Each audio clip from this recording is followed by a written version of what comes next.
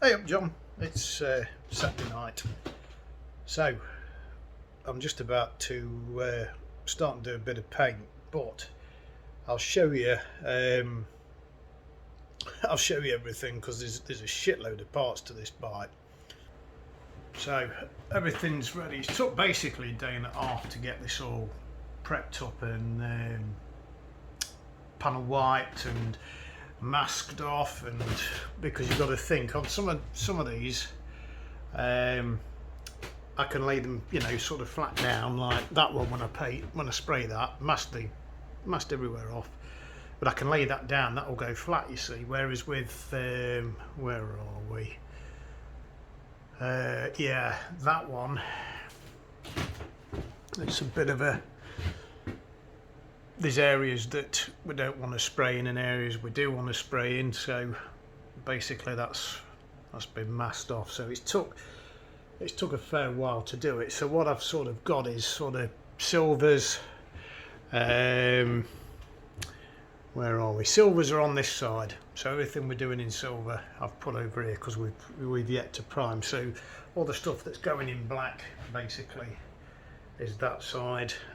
Forks are all papered up, masked off, ready to paint the ends. And that's another thing, if you ever do this, John, just put some rolls of tubes of paper in there, okay, you know, where you've got bolts going through or anything like that, just to keep them clear of paint. Let's have a look. We're going to you're alright, I'm just changing rooms. Right, first of all, what I'm going to do is I'm going to paint these are them grills up the front, if you remember them. So they've had a going over at 600, they've been panel wiped off, so I'm going to do them first, and I'm doing them with this stuff that I've got a bit left, so I'm going to just give them a waff with that. That should tidy them up a bit. Some plastic paint, obviously the rest going in 2-pack. What I did was I've sent the frame off, the swing arm and that rack to be powder coated, because the only problem is, because remember when I sprayed the 600F frame, you're using a lot of paint hitting a small area and a lot of it ends up on the floor. So I thought, sod this, for what it costs. I mean, it cost me £100 to get that bandit frame powder coated. It's not worth the time, the effort, sanding it all down. Leo just shot blast it, bloody powder coat it. Hopefully, he said it should be done for next week, so that's why I'm trying to crack on. But so the swing arm's gone to be powder coated, the frame and that rack, so it'll look pretty wicked, and it's a lot more durable. Plus, it's, you know, when I come to get rid of this thing, it's a good selling point that it's had all this powder coating done. It's been done properly. You know, the amount of new stuff that's gone on it, it's you know, but it's, I mean, it's not going to be going cheap, because we're going to make a right good job of this. So this is where I'm at. So I've brought a few bits and bobs in here because I'm going to start priming. So I've just brought a few bits in. All these have got to be done in the etch primer. So these are blacks, so we're doing blacks first. But obviously I'm going to probably do a bit of priming tonight, and then probably finish the priming tomorrow. I'm not going to rush this, John, because this, you know, like I was before trying to get that 600F done. I'm just going to take my time, mate, and it's more therapeutic and enjoyable than I was trying to, you know, doing it before, trying to do it for sort of videos on demand. So yeah, I'll show you the etch. So I've got everything ready. Obviously you can see you get your coffee ready first, but you don't leave it in the shed to go green like some people do. Not mentioning any names, John.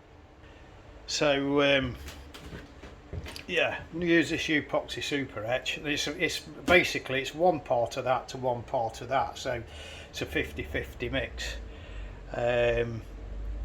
So yeah, I've got strainers ready. What I've done is the gun, because I've not used the guns for nearly a year. I mean, they're only cheap shatty guns, but what I've done is, and what I do like when I'm in here is I always keep the thinners in here. I've got some paper towel in here because if I'm going to go away, if I'm going to go and make a drink or anything, I don't leave the whatever paint's in the gun. I'll spend the paint, tip it out, whatever, and I'll clean the gun. So obviously we use standard thinners to you know, clean the gun. And what I do basically is I've just got a piece of board on the lift here. I've got cardboard in here and I'll just spray into that.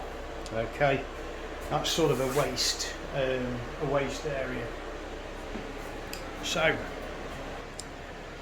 again, this is just another quick one. I'm just going to do these quick little videos, John, to keep you updated on this project because I'm cracking on with it. It's, you know, I'm not sat and recorded 2 days of me sat there fucking cleaning everything and panel wiping everything because you'd have been sat there for a day and a half watching it, mate. So yeah, extractor's on. There it is. Another thing I've done is I've set the air pressure to, I'm just over 25.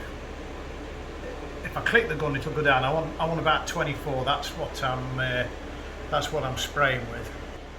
Okay, about 24 psi. So right, I'm going to finish my fag, have my coffee, and I'll put a bit of paint on, let you have a look, and then I'll probably upload this so you can just see where I'm up to. Then tomorrow, when it's Sunday, hopefully, fingers crossed, I can get everything else primed. And Monday, hopefully we can get some colour on. Because don't forget the red that's going on the panels, because all the panels are inside, out of the way, out the dust and everything. The red that's going on the panels is a 2K solid. So basically, that's just going to be primer. I'll see how the primer comes out. I might sand it, I might not. You know, we're not going for a mega finish on this. And that's just a single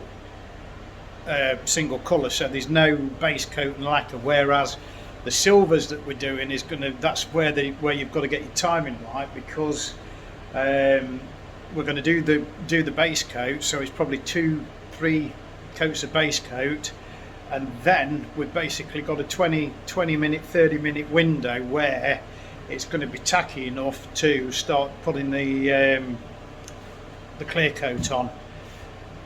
Some people leave it overnight, some people leave it for weeks and come back, but the actual way to do it, to get the adhesion for the base coat and your clear coat, is to, you know, as soon as it's sort of a little tiny bit tacky, just that little bit tacky, that's when you put it on, because your base coat's then going to pull the clear coat onto it. It's going to seal it, and you end up with a spot on job. So right, I'll put some paint on and hopefully we'll come back and see that I've done something. Alright, mate. Okay, John, it's fucking brew time. It's about 9 o'clock now. So what I've done, I'll show you, is basically just a first coat of primer on all these bits. So these are all the blacks.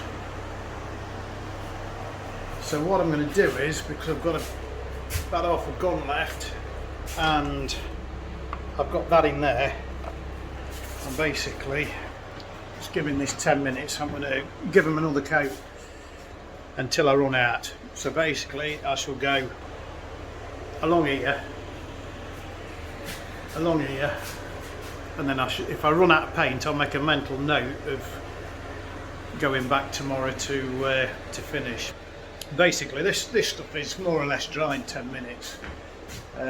We should be at about 20 degrees in here. So I've got the old blowers on, and yeah, we're not far off, for about 18, 19. That's good enough. So yeah, so what I'm going to do is I'll just give them another waft. We'll have a quick look and then we'll call it a day, mate. Okay, I'll be back. Hey mate, I'm back. Unfortunately, I've just had some crazy woman turn up at my house. I've had to fuck her off. So I didn't get the second coat on. It's just been a bit of a fucking nightmare to get rid of this twat. So I'm on it tomorrow.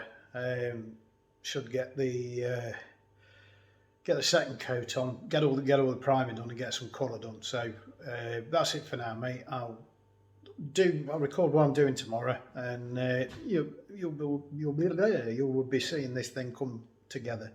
So hope you're well, mate. Cheers, John. Ta-da.